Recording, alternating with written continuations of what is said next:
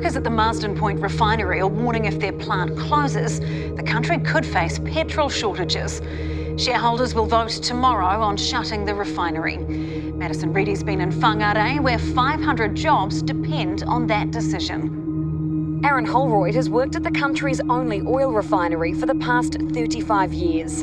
He says closing it would be a foolish move and a tragedy. You're looking at 500 staff gone and probably 500 more in the community gone. On the cusp of retirement, he's more worried about what a closure would mean for the country's fuel supply. All they say, oh, we've got reserve fuels overseas in case of a crisis, the famous 90-day reserve. But of course that depends on tankers being available. And in any crisis, suddenly those tankers are not available. If there's a conflict or a diplomatic spat, we're going to run out of fuel. I think New Zealand's next fuel crisis is starting right here, right now. If there's a conflict or a diplomatic spat, we're going to run out of fuel. If there's a conflict or a diplomatic spat, we're going to run out of fuel. If there's a conflict or a diplomatic spat, we're going to run out of fuel.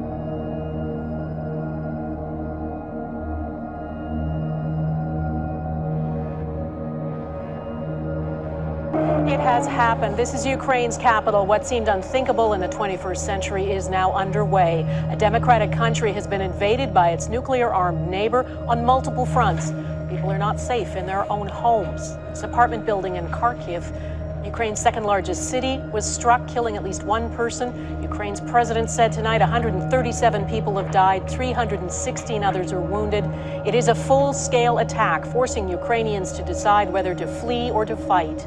Ukraine's president has declared martial law, appealed for blood donations, and says weapons are being given to anyone who wants to defend the country. Russia, he says, is on a path of evil.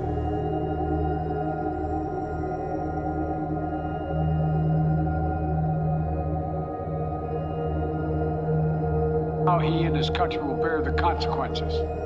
Today, I'm authorizing additional strong sanctions and new limitations on what can be exported to Russia. This is going to impose severe cost on the Russian economy, both immediately and over time. We have purposely designed these sanctions to maximize the long-term impact on Russia and to minimize the impact on the United States and our allies. I want to be clear, the United States is not doing this alone. For months, we've been building a coalition of partners representing well more than half the global economy. 27 members of the European Union, including France, Germany, Italy, as well as the United Kingdom, Canada, Japan, Australia, New Zealand, and many others, to amplify the joint impact of our response. New Zealand, in line with countries around the world, condemned to the highest degree that illegal act. We applied our full set of available sanctions to convey our condemnation. These included targeted travel bans, the list for which has been published today, prohibition of the export of all goods to Russian military and security forces, and the suspension of bilateral foreign ministry consultations until further notice.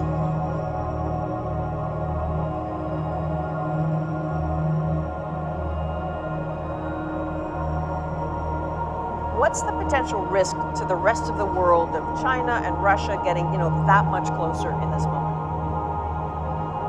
I don't know whether I'd call it a risk. I think we have to appreciate that while in Canada we imagine that the United States is the center of the world post-pandemic is China, whether we like it or not. China is the biggest country in demographic terms, and Russia is the biggest country in territorial terms. And combined, that is really the center of the world. It's the old Eurasian axis, the Eurasian crescent, and they know that extremely well. And we, to their imagination, are on the margins. We have to appreciate that, and then we have to play commensurately. They're very pragmatic between the two. They're less ideological than we might imagine. They have a history of bloodshed and conflict and opportunistic friendship. They have huge borders. Russia, in my view, is the most complex country in the world with 14 land borders and 3 maritime borders. And China is the most powerful country economically and strategically coming out of the pandemic. So combined, they're a formidable force, and we'll have to take them at face value.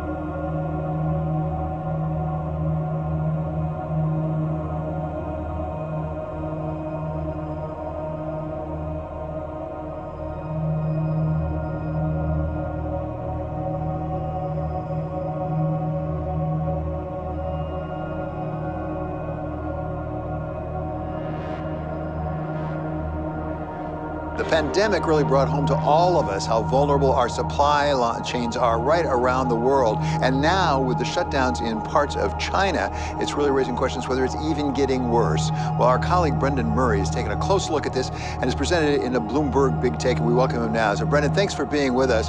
How bad is it?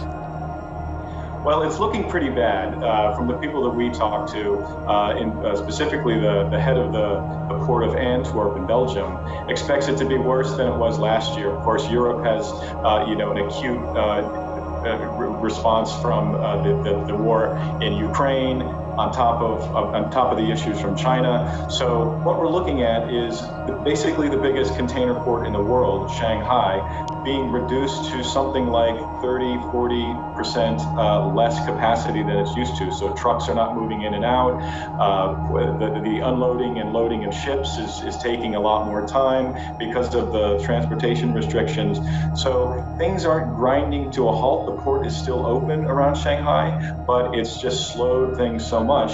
And all of those ships that are, and by our count, there were something like 200 to 250 anchored off the coast of Shanghai waiting to offload or unload.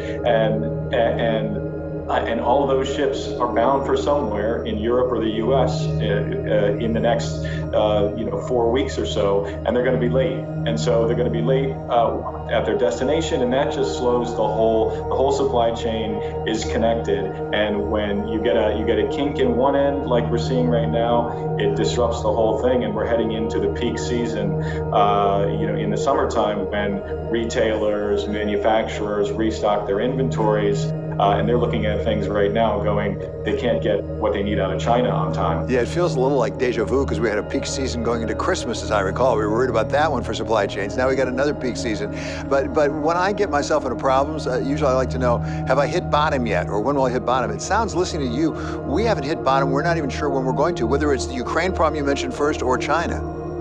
Yeah, I've been listening and talking to people trying to call a bottom or a peak in peak supply chain disruption for the better part of a year or two now. And the waves of disruption just keep coming. The system has not had time to recalibrate itself, to get caught up. The capacity on ships and planes and trucks is basically non-existent. Everything is running at full capacity right now. So that's why it's more expensive to ship things, and that's why the things that we order, at the click of a mouse, won't get to us, as quickly as we want it to. So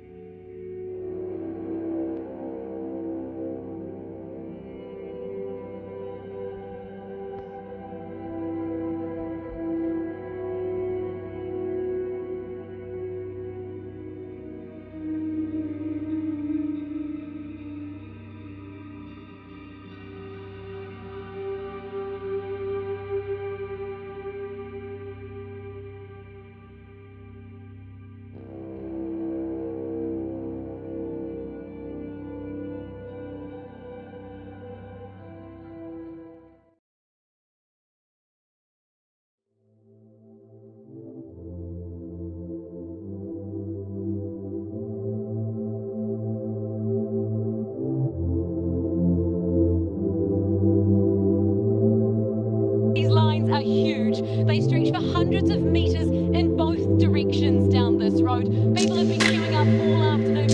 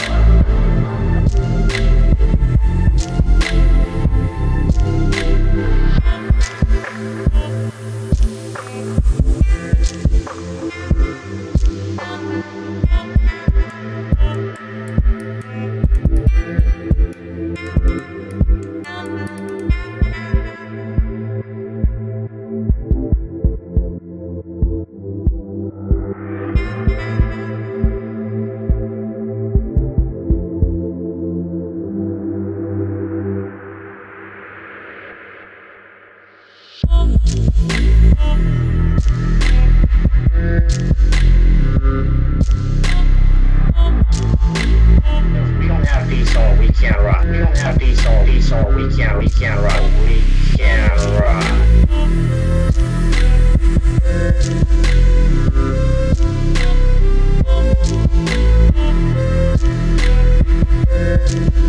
Earlier today, and a couple contractors pulled up, and they were actually unaware of the situation. So now drivers are wanting a simple question answered. When are they going to get paid? We're at terminal, and I just been told by a random driver, hey, we're no longer in business and we lost our job. We need more diesel fuel. It's essential. It's essential. It's an essential fuel.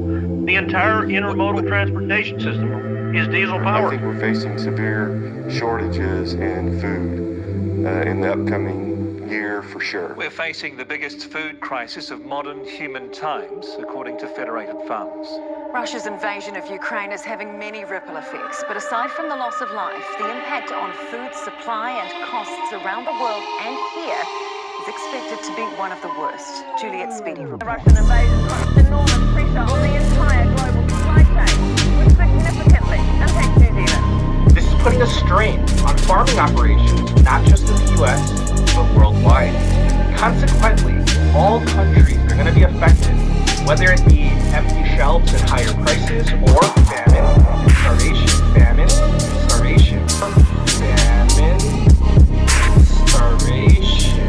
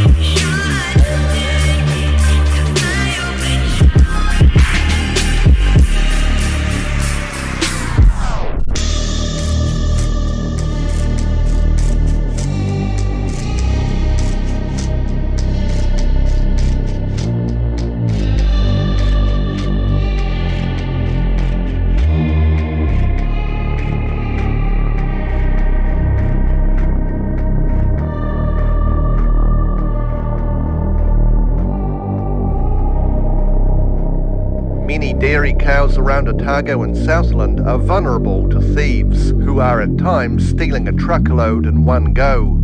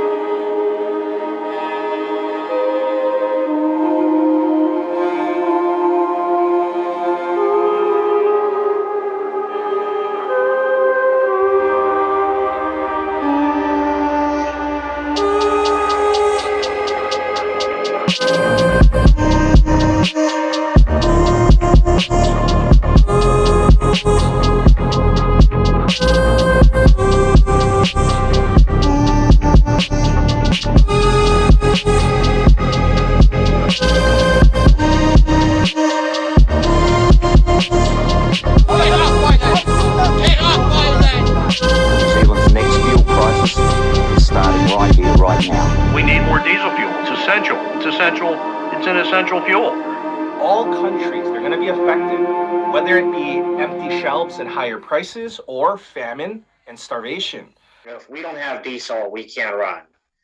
If we don't have diesel, we can't run.